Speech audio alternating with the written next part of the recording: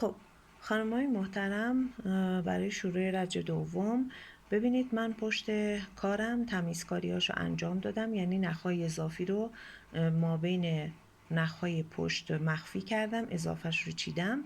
الان این روی کارمونه و میخوایم رج دوم رو شروع کنیم.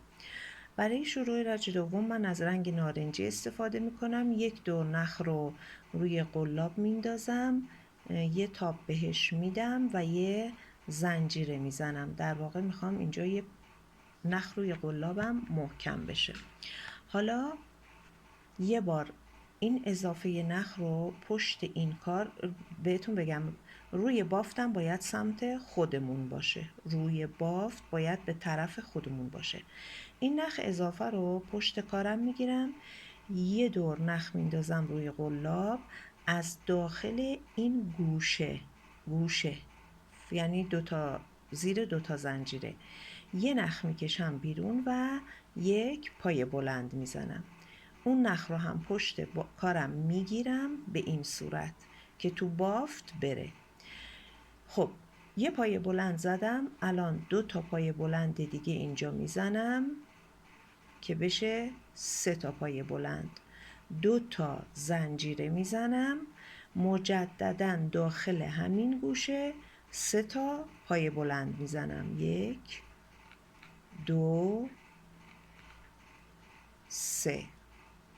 خب حالا بدون اینکه هیچ زنجیره‌ای بزنم، بدون هیچ زنجیره‌ای میرم توی گوشه بعدی که 2 تا زنجیره بوده، دوباره 3 تا پای بلند، 1 2 3، 2 تا زنجیره میزنم و مجددا تو همین گوشه 1 2 3، 3 تا پای بلند دیگه میزنم.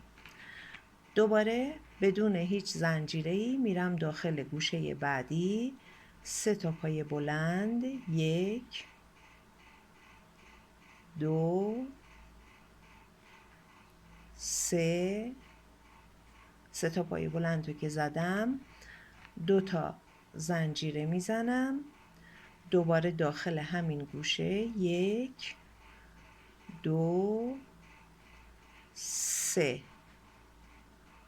3 تا پای بلند دیگه میزنم.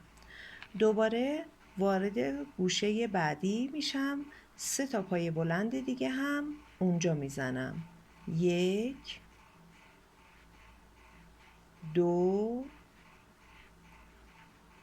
3، 3 تا پای بلند، 2 تا زنجیره و مجددا 1 2 3. خب ببینید الان من یه بافت دارم که داخل هر گوشه ایش 2 دسته ستایی پای بلند دارم که فاصله شون 2 تا زنجیره هست. حالا برای اتصال آخر رج میام به سومین زنجیره از پایه اول یه بست میزنم اینجا، نخ رو میکشم، یه زنجیره میزنم، دوباره اضافه نخ رو میچینم و میکشمش. این شد این بافت. 4 دسته‌ای تو گوشه ها داریم که هر دسته 2 دسته ستایی پای بلند داره با فاصله 2 تا زنجیره. تا این مرحله رو ببافید. تمیزکاریای پشت کار رو هم انجام بدید، یعنی نخ رو لابلای رنگای خودش مخفی کنید تا ادامه کار رو با هم انجام بدیم.